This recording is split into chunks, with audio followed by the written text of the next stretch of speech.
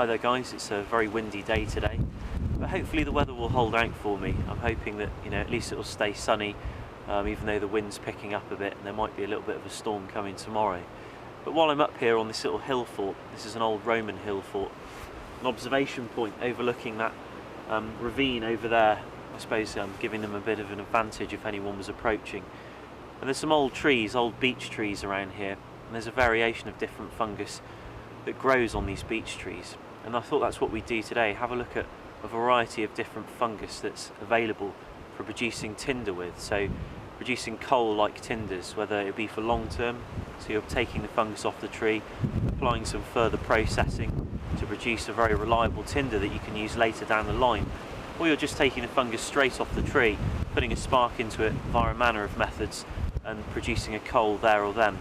There's a whole variation out there. Each can be used in a slightly different way. So whether you're in Central or Northern Europe, the British Isles, or certain parts of North America, you'll be able to find some of the fungus that we're looking at today.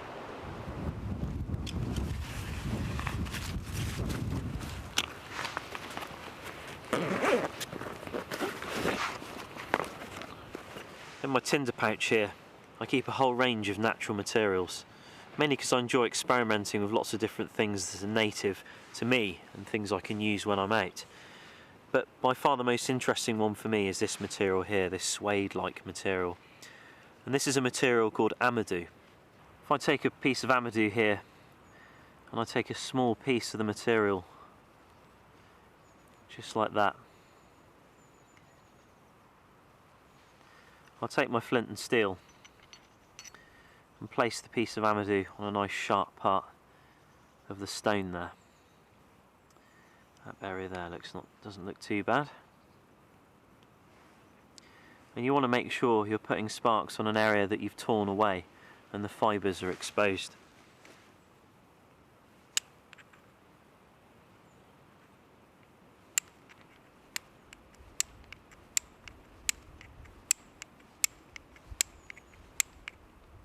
And there we go. With a few strikes, you can see it burns a lot like char cloth, and it burns quite quickly. So what you could do with this is then transfer that to a larger piece and have a bit more of a bigger solid ember if you wanted to blow into flame. Amadou holds particular interest in the subject of bushcraft when it comes to fire lighting, mainly because our ancestors used it. They took the horse's hoof fungus and they cut this layer out, the trauma layer, as you can see there. It looks a lot like suede, and they'd process it in a number of different ways, and they could either use it straight out the bracket or put it through a bit more further refinement and turn it into this sort of sheet material like this. If you're not up in the Highlands, you may not find horse's hoof fungus too commonly, especially down south of the British Isles. It doesn't occur very often, if at all, down here.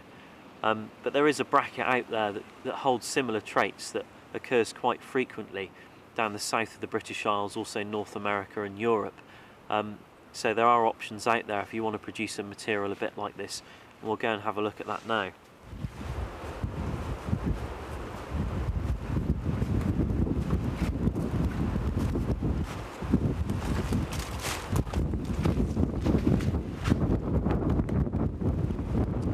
Firstly guys, very sorry about the wind. We have gone a bit higher now, and the wind's really picking up a bit, so the microphone's probably getting a bit of a battering, but hopefully you can hear me.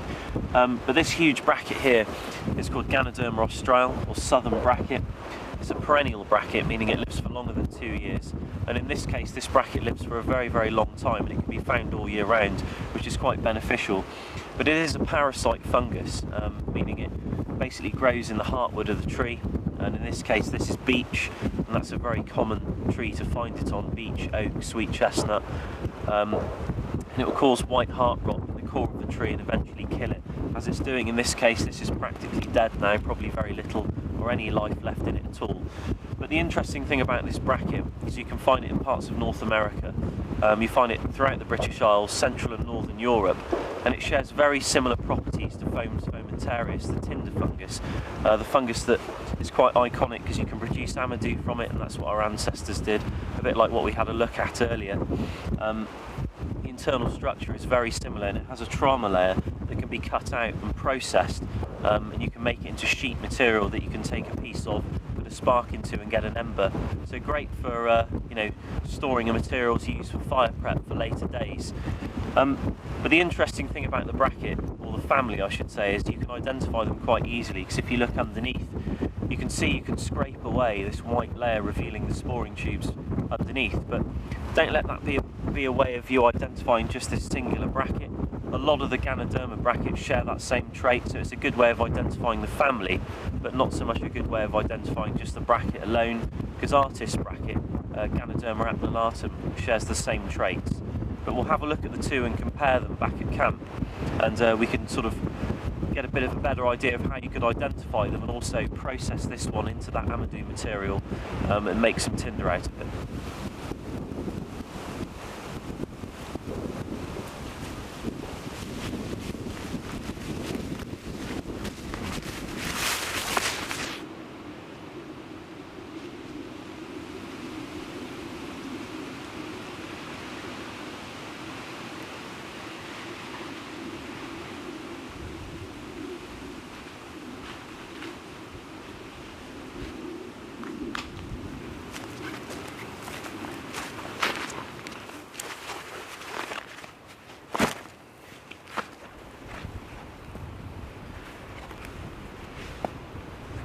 In front of me here is the bracket we had a look at on that tree earlier, Southern bracket, or Ganoderma austral.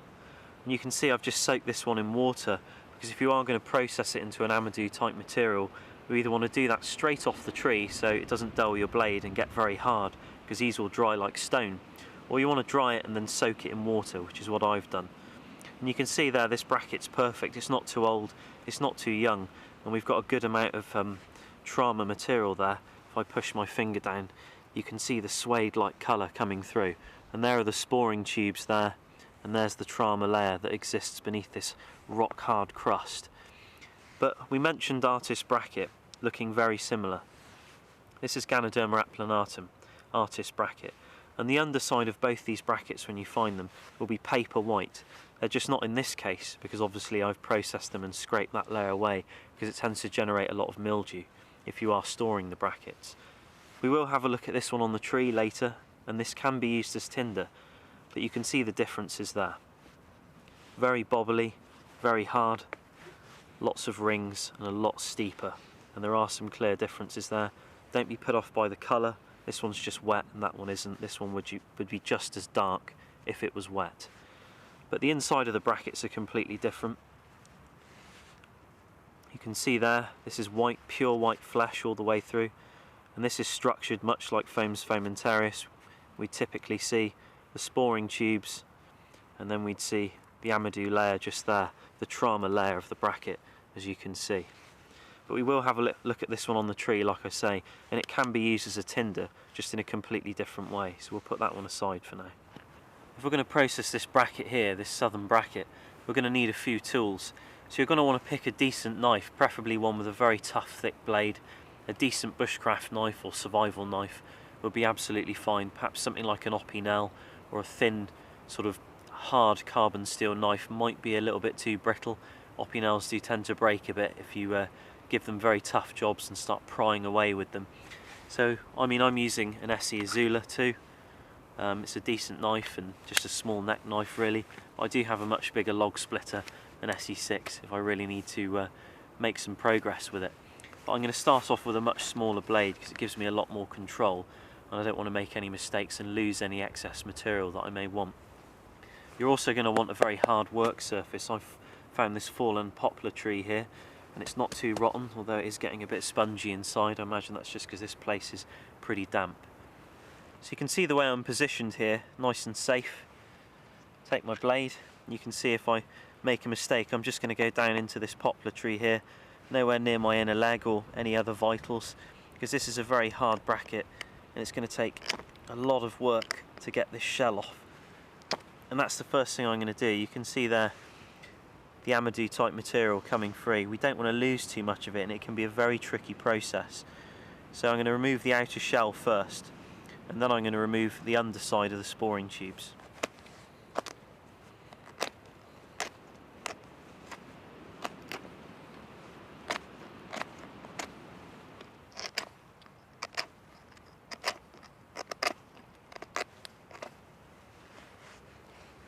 So you can see there some of the material, some of the sort of trauma material exposing itself, but to be honest, this small knife's just not cutting it.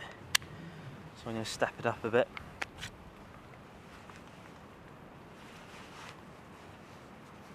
Just to give me some distance between my hand and the bracket, because the surface is very hard on the knuckles.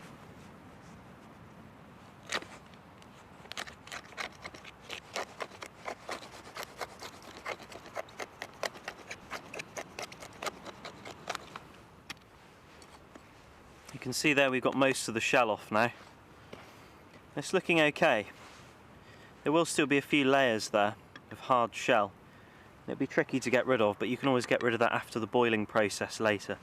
So now we'll get rid of these sporing tubes.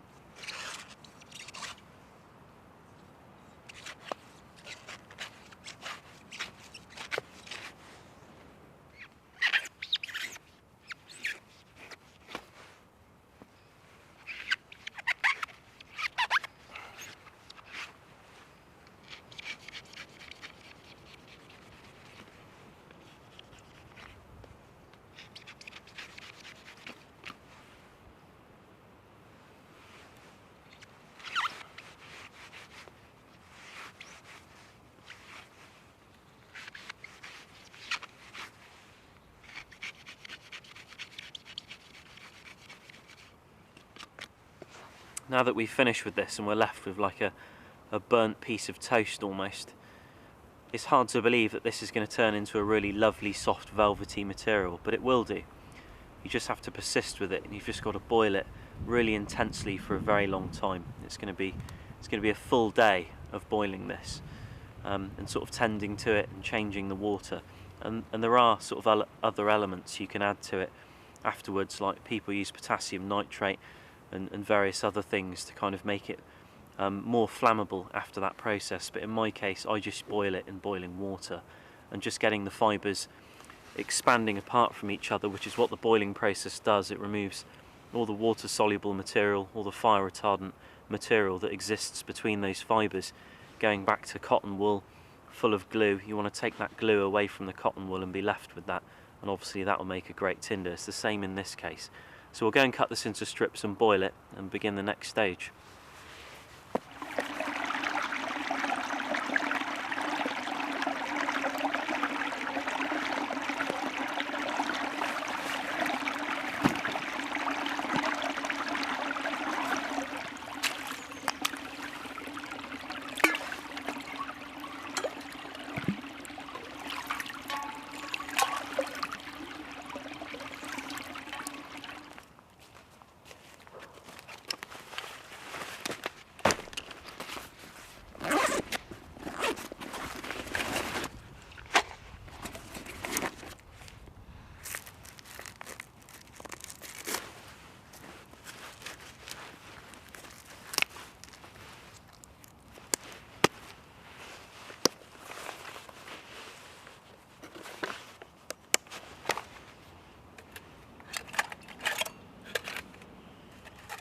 On my way here I stopped by a little river just down there just to pick up some water, and I'm going to need a lot more of that. As it boils down, I'm just going to have to wander over and get some more and come back.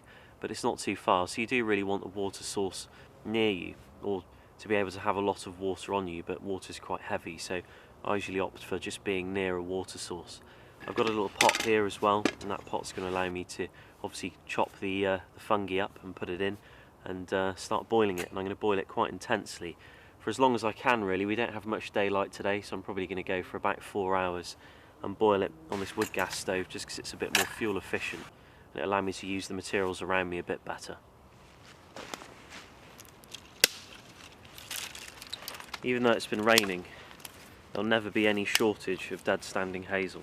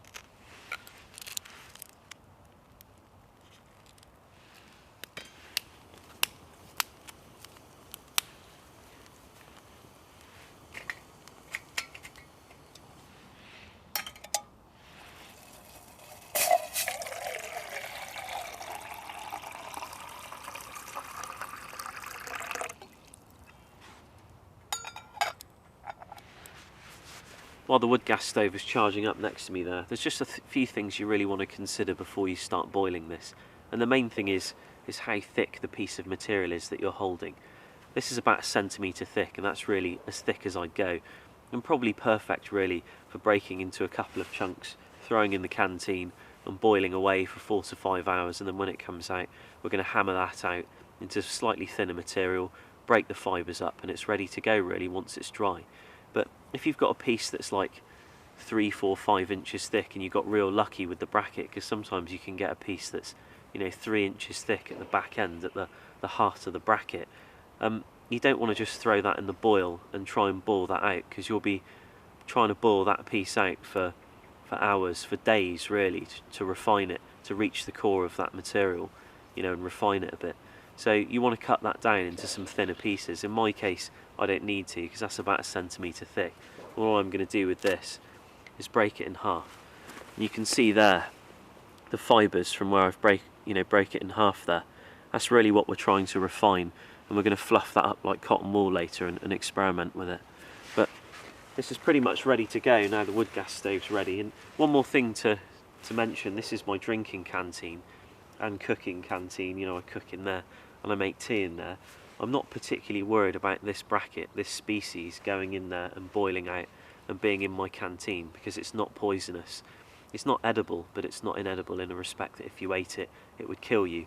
And in some parts of the world it's actually used as a medicinal to make tea, and has been used for thousands of years, so it's not too much of a worry for me. So just let that be a bit of reassurance.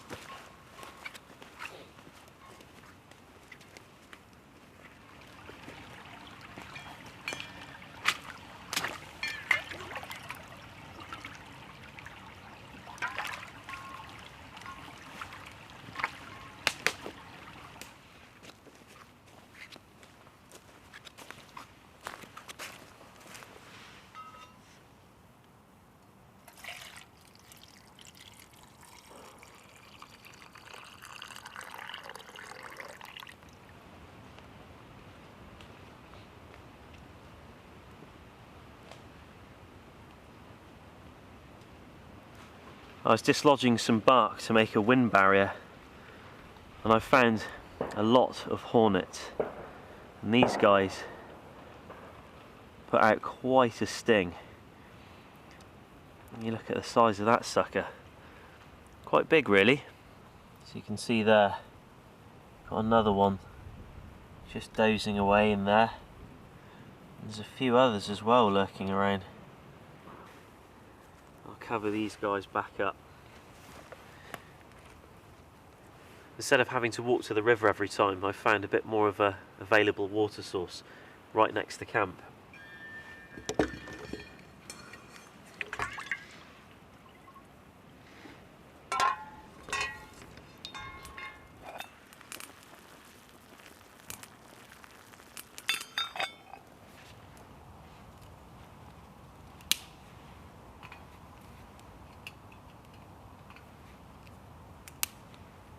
So the stove's almost out of wood, and we're almost through our 4th batch of water, and I think it's about time to take this out now.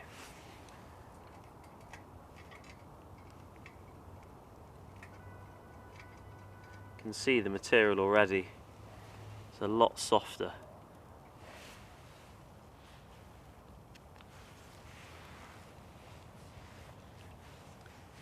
Once you've taken them out, you can give them a bit of a squeeze. Not too hard, just to get the excess water out.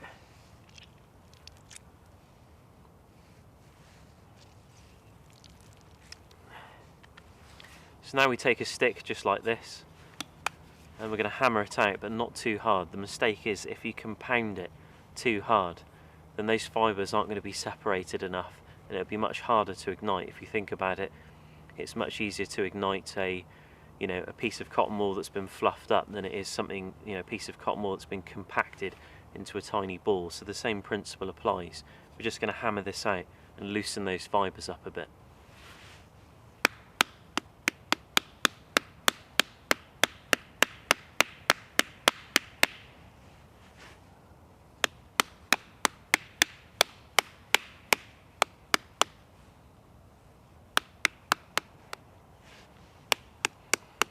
As you're hammering them, you may start to worry that they're kind of breaking apart a bit.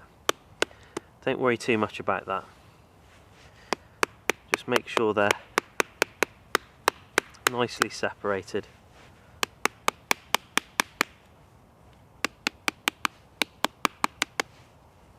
And that should do it. So we've produced our material, but it does need to dry out obviously to be used as a tinder. And if you're working over an open fire, it'd probably be very easy to do. You could just have a bed of really hot embers, construct a very simple rack, or even hang it over the fire, and the heat would dry it out very quickly. It's a highly absorbent material, very good as a sponge, as a dressing, as a candle wick, and as tinder if you fluff it up. And all those things we can experiment with later when it's dry. But for the time being, this is going to have to dry at my house at home, because we're running out of daylight. So what we'll do is we'll take this back, dry it out, and then come out and experiment with it and have a look at a few other brackets like Ganoderma replanatum, see how that works and how cramp balls work, because there are a lot of other brackets out there that don't take as much of a tedious approach as what we've just been through.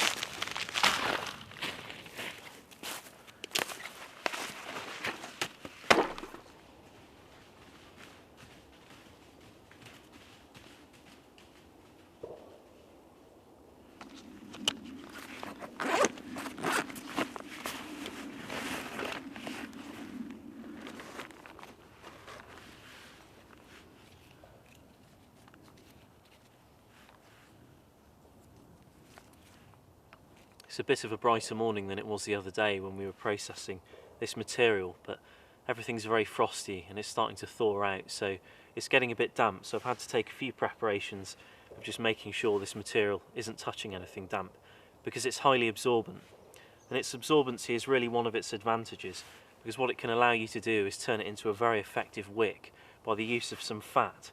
And in my bag here I do keep some fat, and what we can do is soak the material in this and then take a flame to it, and it will burn very effectively just like a candle.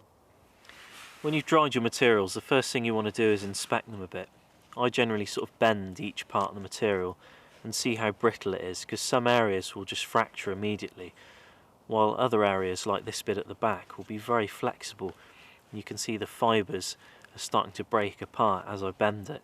You can almost see them coming apart just there. So that piece there might be better for like a ferrocerium rod or a flint or steel, you know, to ignite into sort of a fluffed up like material.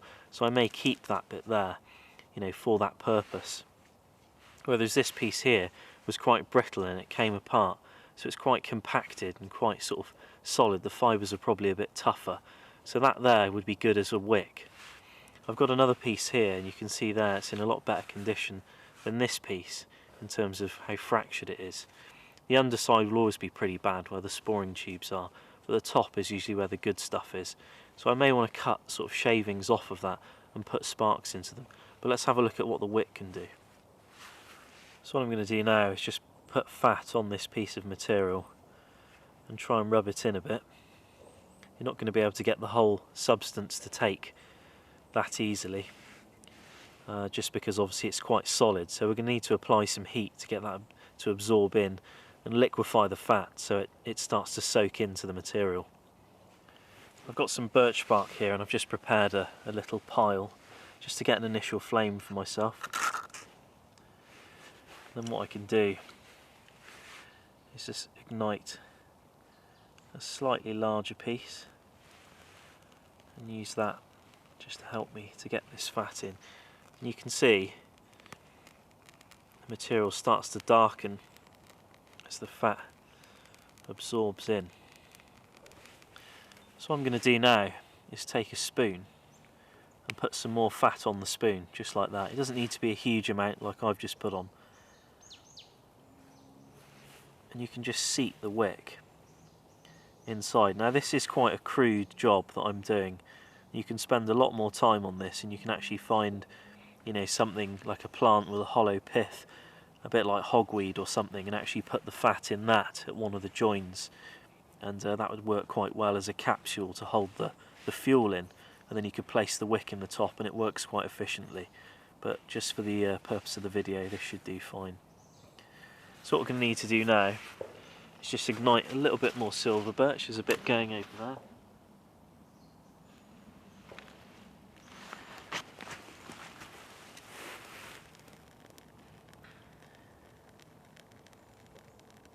And we can just ignite this piece of material.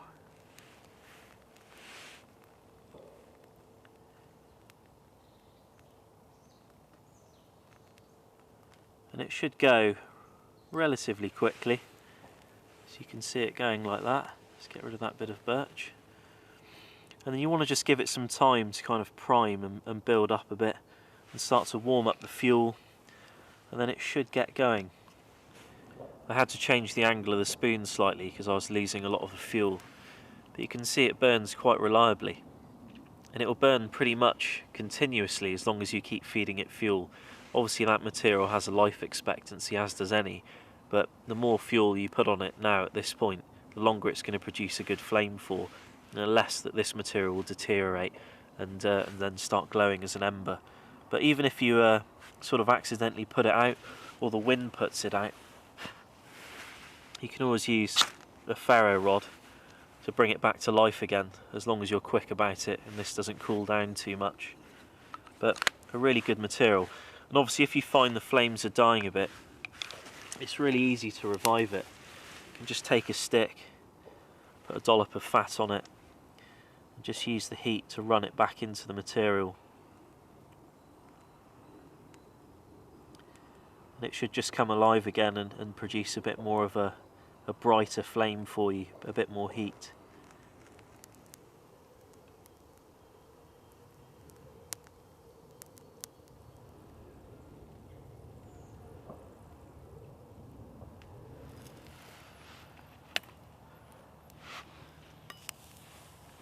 So if you're in damp conditions, it might be a good option for you to use this material in this way if you produce it, to hold an alternative fuel source and act a bit like a candle or a wick, sort of sucking up that fuel source and burning it off, producing a very hot flame. You can put it under some dead standing wood and produce a fire very easily, just like this. It does take a bit of time, but not that long, and you can have a fire going very quickly on a cold day like this.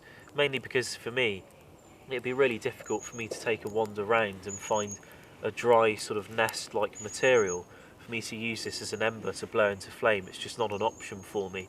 And there's not always birch trees around. I might have to walk, you know, a quarter of a mile, maybe more, to find a birch tree so I can, you know, take a spark to it, which is why I always carry a little bit round in my pack, because it is a useful material to use. But there are other ways we can use this, and we'll have a look at a few other ways now. If you want to use this as an ember, I'm just going to take that back piece of material you saw earlier that I broke off right at the start. You can see all the fibres kind of spreading out in the material, so it's a good piece to use if you want to put a spark into it. So what I'm going to do is just take my knife and hold it quite cautiously and just fluff it up. Once you've got a decent pile of that material going, you know you're in for a good chance of landing a spark into that and it holding. Then you can take a ferro rod, which is probably the hottest tool we could use really for this, and put some sparks in. I usually put a few good bursts in. You can see it glowing away there. Put a bit of air on it.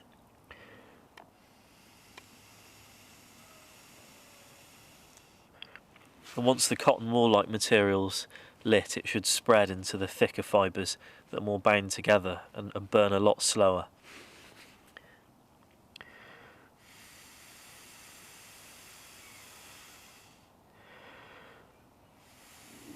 So you can see this is a very reliable material when used as an ember like this. It burns very slowly and it's very fuel efficient, so it doesn't sort of burn itself out very quickly. You could put this into a tinder bundle and put a lot of air on it and, you know, rely on it to transfer its heat to the surrounding materials of the bundle and get a fire going very quickly. And with a ferro rod it's not too difficult to ignite either. So if we're working with a flint and steel, it's going to be a little bit trickier to get it lit, but we're just going to need to spend the same amount of time, if not a bit longer, preparing the edge of the material that we intend to put the sparks on.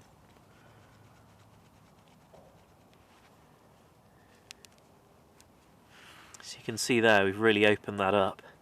You can see all the fibres inside. It almost looks a lot like the sort of Amadou from Foam's Fomentarius, it's just slightly darker when you start to refine it a bit more. We're just going to spend a bit more time softening that up. So I'm going to place the furry side down, so I'm going to direct the sparks into that sort of ravine there to try and bounce them up into the furry parts of the material to catch the sparks.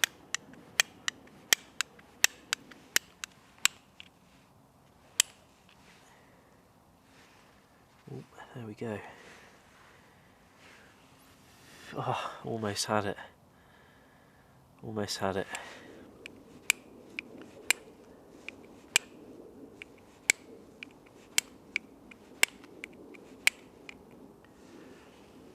Oh.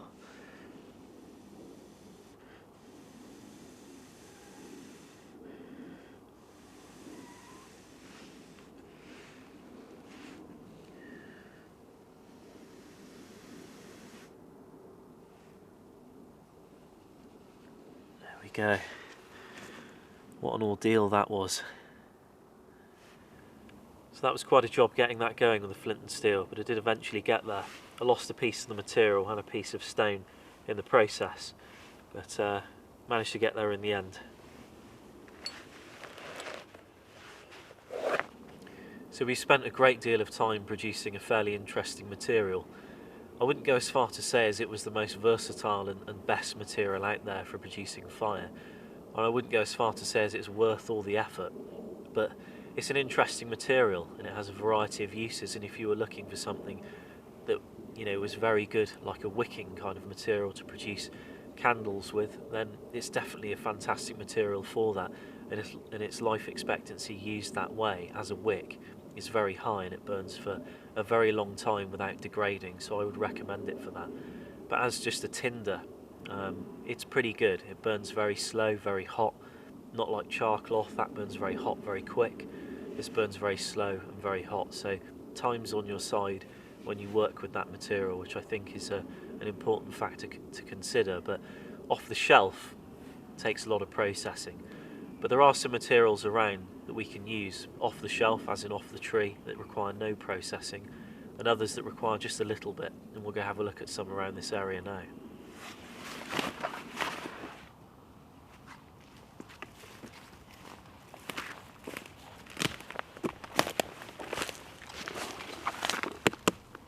This bracket here is called artist bracket, or artist conch, or Ganoderma applanatum is the scientific name. So the same family as Ganoderma australe or southern bracket. We process the Amadou material from out the trauma layer, but this one doesn't have a trauma layer. It's solid white flesh all the way through. We did compare them earlier, if you probably recall, so there are some differences between them, but this one can still be used to make fire with, just in slightly different ways. It is a perennial bracket, so it lives for longer than 2 years, can be found all year round, and unlike this one, this doesn't cause white heart rot in the core of trees in the heartwood. So you don't find it growing on living trees, you find it growing on dead, fallen trees like this one. It's actually quite soft in the core. So it's a good bracket to find, and it generally just helps by breaking down fallen trees and putting them back into the ground.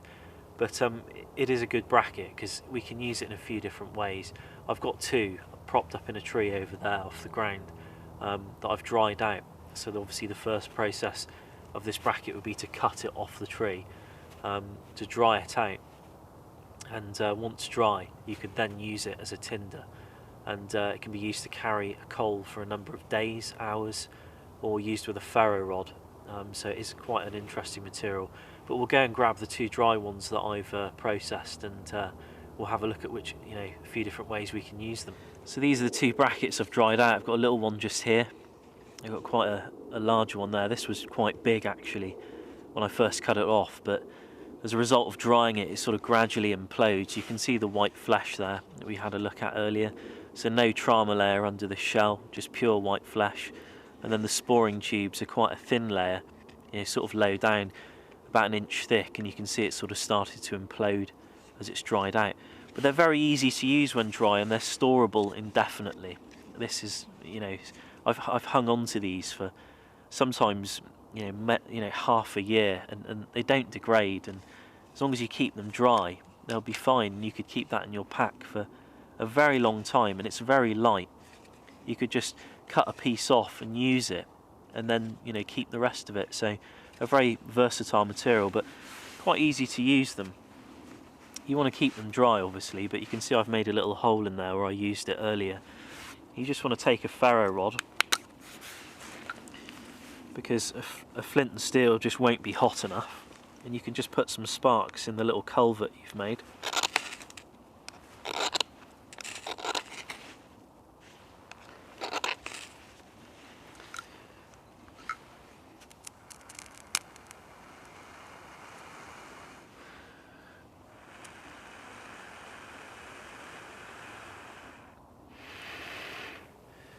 You can see there it really takes quite well when it starts to get going. And it doesn't take much, you just need to persist with it. When you see it glowing, just put a lot of air on it and just kind of nurture it for a while, and it will really start to go. And once it is going, it won't go out very easily, especially if there's a breeze. Its life expectancy drops massively. It's a very still day for me, so it's going to last a long time.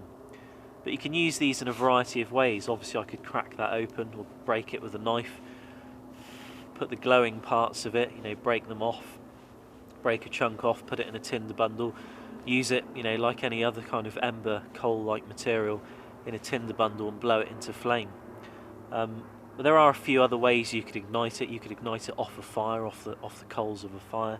Perhaps make a little hole, drop a coal in, leave it there, and eventually it will burn. And then you can pick this up if you've got it on a piece of cord or a stick, and walk off with it and think, at least I'm carrying fire, for another 3 to 4 hours. If it's a decent bracket like that, I mean that usually, something like that usually lasts about 5 or 6 hours on a still day. On a windy day, more like 2. It'll just drop hugely. But good bracket for getting rid of flies as well. If you want to get rid of flies, this is what I use in the summer when all this moss is nice and dry and everything's coming alive out of it, and I'm in the woods. It's driving me crazy. I have a few of these around, and I make sure I'm just downwind of it, and yeah, it just keeps the flies off your face. You just got to put up with a bit of a sort of pungent smell, but it's not that bad when you get used to it. But there is another bracket, another little fungus that grows around here. I've been asked a few questions about it, and I have done videos about it before, but I think I'll include it just because of the subject of this video. And we'll go have a look at it, and it's usable pretty much straight off the tree in any kind of weather if you pick the right one. But we'll carry this one with us.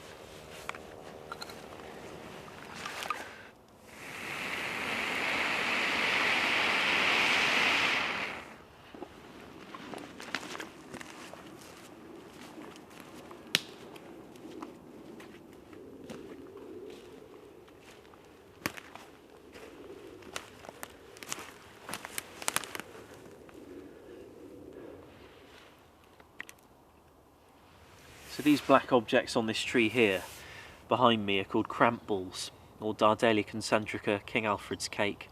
They've got a number of names like most things, but the main thing about them is they make an excellent tinder straight off the tree, even in wet conditions. I mean, I'm in very damp conditions here, and it's been raining and it's been frosty and everything's kind of thawing out now, so you can imagine that you'd think that all these had absorbed a lot of water and would probably be quite unusable, but that's not really the case. Some of them are pretty much good to go, and if you've got a ferro rod, you have a great chance of getting them going.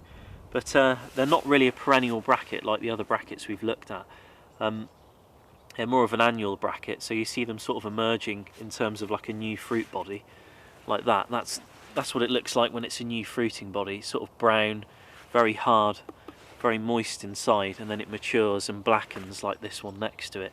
So you sort of see new fruiting bodies emerging around this time of year through to the end of spring, and then through the summer you sort of see them maturing off, so all the light brown ones will start getting gradually blacker until they mature off like this, and like these behind me, and then they start sporing kind of like late summer, early autumn, and then by about the end of autumn, when they finish sporing, they've pretty much all matured out, and they're perfect tinder at that time. But the sort of dry husks of these cramp balls can really just stick around for even up to 2 years, so there's always an availability all year round of a usable tinder off the tree, as long as they're sort of positioned in the right place and they don't get too damaged, or bugs burrow into them, and then water gets in and they tend to deteriorate rather quickly that way. But the best time to pick them is when they're mature, and I'll pick one of these off the tree here that's been on this tree, not this one because it's kind of had time to dry out since I've picked it, and we'll sort of see how they perform and get them going. So when you're choosing your cramp ball, there's just a few things to bear in mind really, and I always give it a little tap. It's just a test to see how rigid the cramp balls are and how water resistant they are, because if they start to crack like that one just has and break apart, then you know that the inside of the cramp ball's probably been compromised, and it's not going to be any good. As you can see, all the water's got inside this one, and it's going to explode if I crush it anymore. And obviously make sure that it's just not a new fruiting body, mainly because it just won't ignite off the tree. It's going to be damp inside. There are some processes of drying them out, but there's such an availability of ones that are dead and blackened and mature that you might as well take them and leave those for another year, because they do break down, obviously, the deadfall, and they do their job out here in the environment. So this one here looks pretty good, and I'm just going to pluck that straight off the tree, and you'll see that it's kind of got a shell all the way over it, and it's relatively, you know, sort of dry. It's in pretty good condition. And if I break it open, you can see the concentric lines there. You can see a bit of moisture's been taken on just there and around the edge slightly, but inside's looking pretty good. So that's where we're going to put our sparks, and that's where it gets its name from, concentrica, from those concentric lines. There's quite a variety of ways in which you can use cramp balls. I've broken some up into some pieces there and picked another one, and just the back is slightly fractured, but it doesn't look like it's got too much damp inside. But as I say, there's a few ways you can use them, and we could take a piece, and the way I generally quite like to use them is just keep the ferro rod on top of the cramp ball with very little pressure and just drag some light sparks down.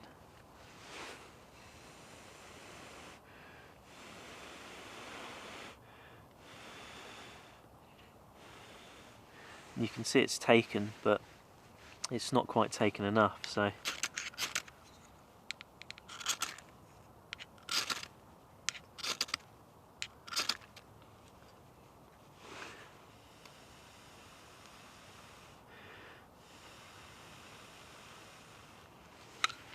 you can see there, but it's really starting to spread.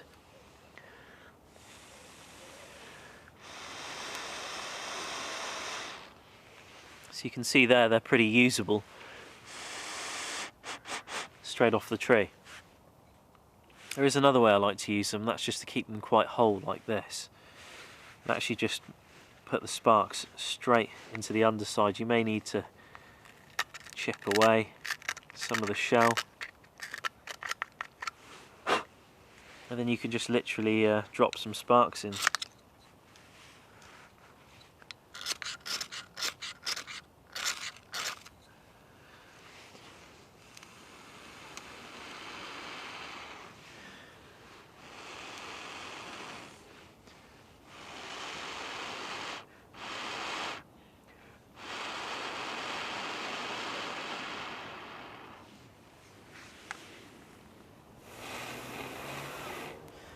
Cramp balls are fantastic for blowing into flame.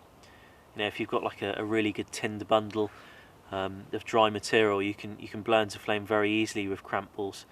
And you know, if they're abundant in your area, then there's no harm in sort of picking them.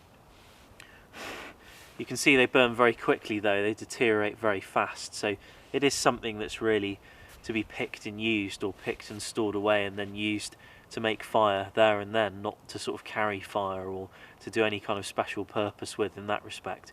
But one thing they are really good for is if you're using friction fire, you can crumble them up into the notch, not too much, but into the notch that you're bow drilling into, that's collecting your material, your charred material, to make an ember with, and they can actually act as a sort of ember extender and accelerate the process for you a bit with friction fire.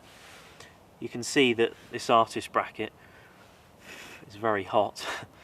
It's still going, and that's been going for about an hour and a half now, and it's still going quite nicely. So again, another really reliable bracket fungi to be used as tinder, you know, as a good ember. So we've had a look at quite a few different types today. Well, I say over the couple of days I've been filming this, we've had a look at 3 different types of fungi. One obviously took quite a long time to process, the Ganoderma australe bracket, and the other 2 are sort of more user-friendly in a respect that they can be picked and used immediately if you pick the right one at the right time of year and you know what you're looking for, or picked and stored away and then used indefinitely over a long period of time if you want to use it sparingly. There's another fungi actually, as I say, not bracket fungi in that respect, but it doesn't grow too commonly down the south of the British Isles where I am, and I haven't ever really seen it, and it grows on silver birch primarily, chaga fungus, and I do have some in my tinder pouch. A really interesting fungi. I wish I could find it on the tree. I know a lot of people sort of mistake it for burls, birch burls, because it can look quite similar, but obviously the core of it is very different. But that's another bracket fungi you might want to have a look at. Incredible stuff. When you get it going, it really is very difficult to put out. Very reliable, burns very slowly, quite fuel efficient, and yeah, very, very impressive tinder to use with a ferro rod or flint and steel. So yeah, cold sparks works well with it too. But it doesn't grow where I am, and unfortunately I don't really possess any that's really worth showing. So it's maybe one to you to have a look at. But I hope you've enjoyed the video and that it's been useful, and thanks again for watching, and yeah, take care.